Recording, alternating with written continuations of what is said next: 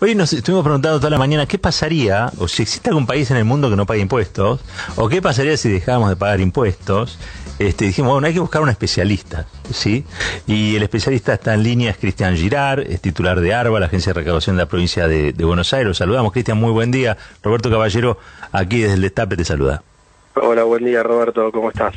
Bien, muy bien, Cristian. A ver, pregunta como para arrancar, una así como suavecita, digamos. ¿Qué pasaría si el día de mañana, yo me acuerdo en otros momentos de gente que llamaba a la desobediencia fiscal o a dejar de pagar impuestos, que ganamos la elección y sacamos todos los impuestos? ¿Qué pasaría con la sociedad, con el Estado, con el país?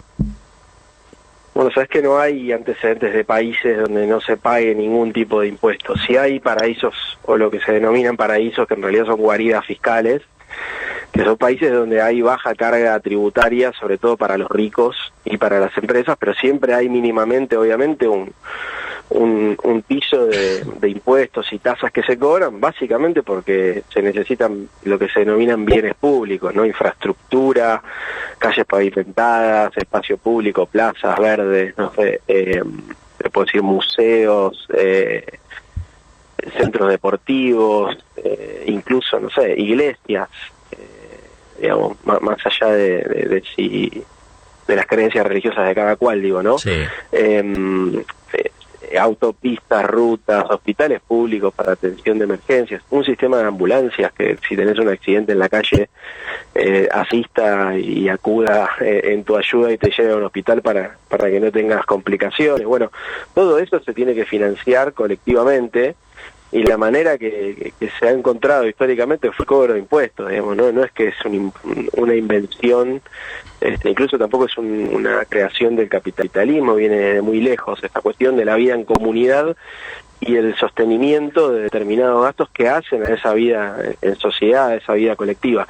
No ha habido casos de países, pero sí ha habido algunos casos de ciudades o pueblos en distintos lugares del mundo. Hay uno que es particularmente emblemático, se han escrito libros al respecto, que en Estados Unidos, en una ciudad o pueblo que se llama Grafton, que queda en el noreste, digamos, arriba al norte, muy cerca de Boston y relativamente cerca de Nueva York, sí, donde en el año 2004 un grupo de libertarios decidió irse a vivir a ese pueblo. Es un pueblo que tiene una historia de rechazo de pago de impuestos a la corona inglesa, así que imagínate, antes de la independencia de Estados Unidos, los lugareños no querían pagar impuestos, y los libertarios encontraron ahí la posibilidad de ir a construir su sociedad utópica, ¿no?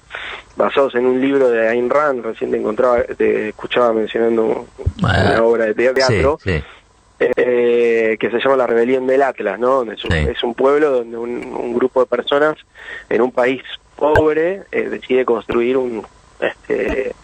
una sociedad libre, guiada por el libre mercado, y se convierte en súper próspera en contraste con un país pobre. Bueno, con esa idea van ahí a Grafton y empiezan a construir políticamente una fuerza que les permite ir derogando todo tipo de regulaciones y de cobro de tasas y de impuestos. Resultado de eso fue en el año 2004. El resultado de eso es que menos de 10 años después los osos habían invadido la ciudad y terminaron echando muchos de los lugareños. ¿Los osos?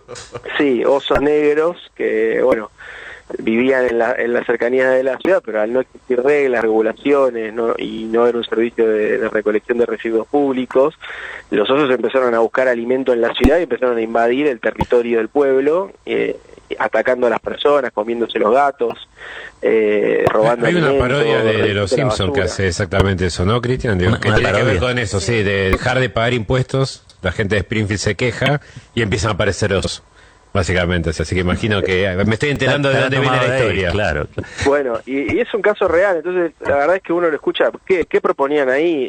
Poder vender libremente órganos, portar armas libremente, en tu propiedad privada contaminar como quieras, si encontrás dos personas en situación de calle, poder pagarles para que se peleen y tengan una riña en público, digamos, libertad absoluta, un delirio libertario, pero que bueno, hoy inspira a muchísimos de los referentes políticos, incluso en Argentina, el principal candidato libertario, que plantea cuestiones como la existencia de un mercado de órganos, donde además no solo te puedo vender un órgano mío, sino que te lo puedo vender para que te lo comas. O sea, estamos hablando de posiciones extremistas. El resultado fue una desilusión para quienes fueron a construir ese proyecto, porque la ciudad de Grafton terminó prácticamente abandonada, y para peor, no lograron eliminar, digamos, no tenían un servicio de bomberos, por ejemplo, había un solo camión de bomberos, entonces mucha gente murió en incendios,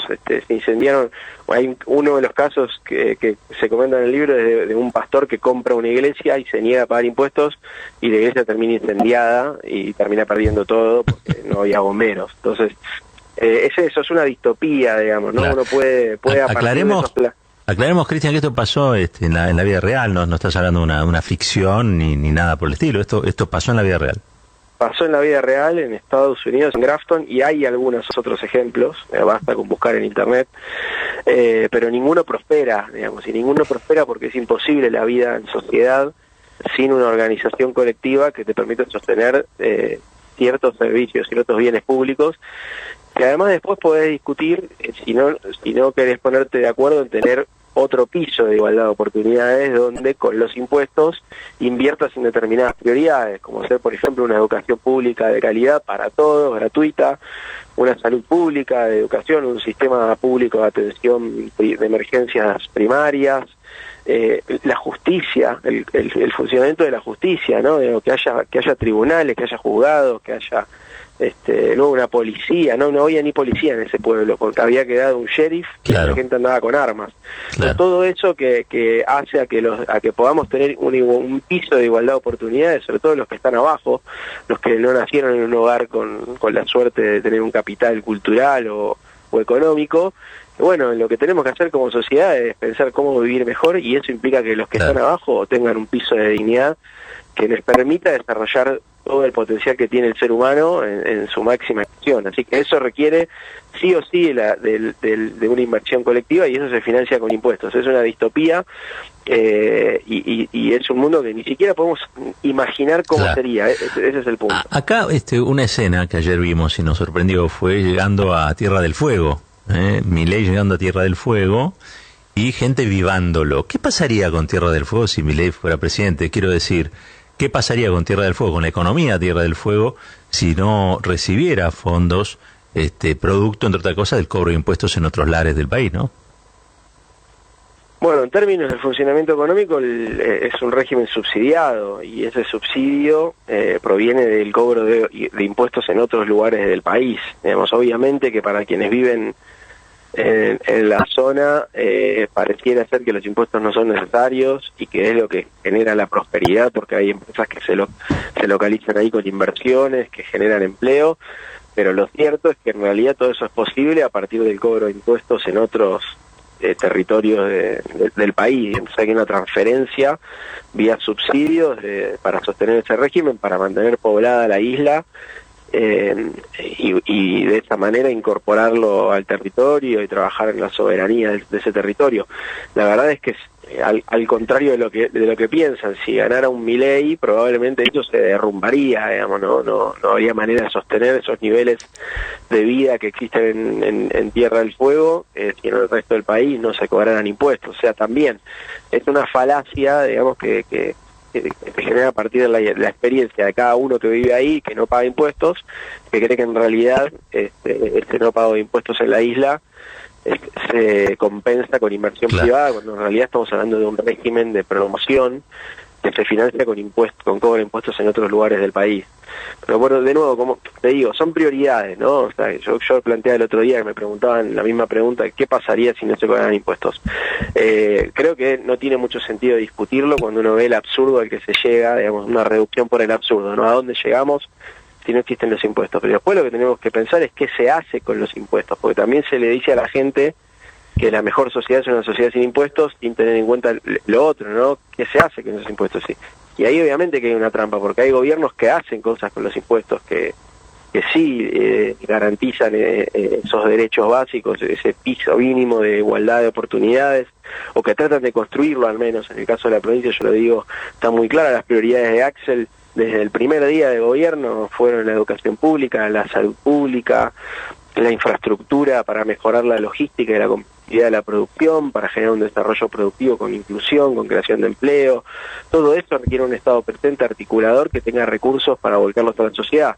Ahora, si vos tenés un proyecto de gobierno que lo que hace es sobreendeudarte en moneda extranjera y cada vez pagar más parte del presupuesto, destinarlo cada vez más al pago de esa deuda y tener que recortar gastos esenciales en todas estas áreas, el resultado final es muy injusto, porque la gente paga los impuestos, pero esos impuestos terminan drenando al pago de servicios financieros que terminan en el exterior para colmo, porque se endeudaron en moneda externa, lo cual presiona el dólar, eso genera inflación, eso genera aumento del costo de vida y empeora todo el nivel de vida en general. Entonces también hay que discutir qué se hace con los impuestos. No es lo mismo hacer cualquier cosa con esos recursos, además de cobrar impuestos progresivamente y con una estructura más justa, hay que destinarlos, invertirlos en cosas que le vuelvan a la gente. Cristian Carrillo te saluda. Sobre ese punto que dejaste sobre el final, quería consultarte. Digo, otro aspecto que tiene que ver con los impuestos es la progresividad que se le da a un régimen tributario, un debate que pareciera que en la Argentina todavía, más allá de algunas modificaciones normativas, de fondo no se está dando, y de hecho terminan pasando injusticias donde hay mucha parte de la población de altos ingresos. Te podría nombrar a los ojeros, ¿no?, que durante 3 meses le vuelven a dar pago de impuesto cero, por decirlo de alguna manera, lo que son eliminar los derechos de exportación, mientras al pequeño contribuyente no se les da esa posibilidad. Entiendo que vos presentaste, o que ustedes presentaron desde ARBA, se presentó una propuesta en el Congreso, un proyecto de ley para darle mayor progresividad. ¿Están dadas las condiciones? ¿En qué consiste este proyecto que pueda permitir mayor progresividad y que todos paguen, y quienes más tienen paguen? Porque también una de las funciones de los impuestos es reducir la brecha de la desigualdad. ¿Cuánto hay de posibilidad de que avance esta propuesta? Sí, yo creo que esa es la clave, es el secreto de cómo atacar la desigualdad, ¿no? O sea, claramente para atacar la desigualdad vos necesitas cobrarle más impuestos a quienes más tienen, y esos recursos volcarlos realmente en inversiones, en transferencias que generen empleo, que mejoren los ingresos, y de esa manera subir el piso, ¿no? Entonces vos bajás el techo, subís el piso, generás una distribución menos desigual del ingreso, y eso va a hacer que la economía funcione mejor y la sociedad sea una sociedad más próspera en general, ¿no? Porque vas a tener una actividad económica que va a girar en torno a la creación de riqueza a partir de la producción motorizada por el consumo interno, ¿no? Que es en definitiva lo que te permite generar los empleos que necesitas como sociedad a medida que pasa el tiempo, porque la población va creciendo, y más en el caso de Argentina, porque todavía tenés gente excluida, o incluso gente que teniendo un trabajo tiene un sueldo y no llega a fin de mes. Eso requiere mejorar la calidad de los empleos, y para eso tenés que tener inversión, para aumentar la productividad del trabajo, para ser más competitivo y eventualmente poder vender, incluso exportar al exterior. Ahora eso se logra, el punto de partida fundamental para eso es cobrar impuestos de manera progresiva. En la provincia de Buenos Aires, durante la gestión de Axel, hemos enviado, tanto en 2020 como en 2021 como en 2022, para este año 2023 también, leyes impositivas que buscaron mejorar la progresividad en el cobro de los impuestos patrimoniales. Eso es que, te lo pongo concretamente, que si alguien tiene un auto importado de alta gama, un Audi, un BMW, un Mercedes-Benz, pague una alícuota que sea más alta que alguien que tiene un Fiat Palio, digamos, o un Renault Logan, digamos, ¿no? Que la alícuota sea creciente, porque eso habla de que hay más capacidad contributiva en ese mayor patrimonio. Claro. Lo mismo con las viviendas, con las tierras, ¿no? Tierras de mayor valuación fiscal, casas de más metros cuadrados. Bueno, a medida que son más valiosas, más caras las propiedades, tienen que tener una alícuota mayor, y si uno va para abajo, esa alícuota debería ir bajando. Eso le da progresividad a la escala del impuesto patrimonial, y de esa manera la provincia puede recaudar más pero mejor. No es simplemente cobrarle más impuestos a la gente, sino mejorar la recaudación. El problema que tenemos es la herencia neoliberal de los impuestos a la actividad y al consumo, ¿no? En la estructura tributaria, que son impuestos que dependen de las ventas, fundamentalmente ingresos brutos, y eso va de la mano de la inflación. Entonces en la medida que hay inflación, la recaudación de los impuestos crece en línea con la inflación, y si vos los impuestos patrimoniales no los aumentás al ritmo de la inflación, que es lo que pasó en la provincia de Buenos Aires, tu estructura tributaria va empeorando, porque recaudás menos patrimoniales y más impuestos vinculados a la actividad. Yo creo que, y ahí respondiendo el fondo de la pregunta, necesitamos repensar las estructuras tributarias en los países como Argentina, porque tenemos una herencia de reformas tributarias que vienen desde la década del 70, donde perdió peso el cobro de impuestos a la riqueza y a los grandes y a los altos ingresos, y ganó peso el cobro de impuestos al consumo o a las clases medias. Entonces eso genera una falsa idea de que los impuestos son muy altos. No, los impuestos son muy altos para la clase media, para la clase trabajadora, y son muy bajos para unos pocos, que son los ricos y los grupos concentrados, que usan esa sensación para impulsar proyectos políticos que dicen que hay que bajar los impuestos, pero después solo le bajan los impuestos a los ricos y le dejan la cuenta a la clase media, a los sectores populares y a los trabajadores, que siguen sosteniendo un Estado que ahora está sobreendeudado, para colmo tiene que pagar la deuda, con lo cual es mayor el esfuerzo que hay que hacer. Así que hay que romper esa trampa, hay que rediscutir la forma en que se financian los Estados. Son muy pocos. El impuesto a las grandes fortunas es una muestra de eso, ¿no? No pasó nada. No se cayó el mundo en Argentina, no se paró la economía.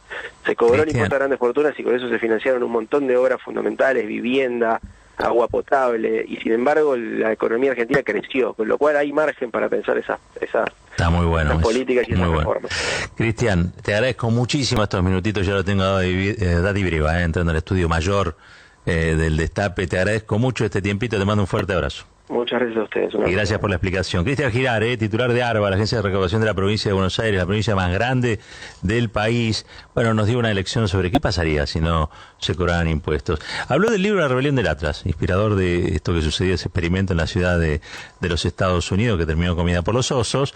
¿Saben quién leía a Ayn Rand, que es la autora de ese libro? Mauricio Macri. Mauricio Macri, sí, siempre. Cuando le preguntan un libro, dice eso.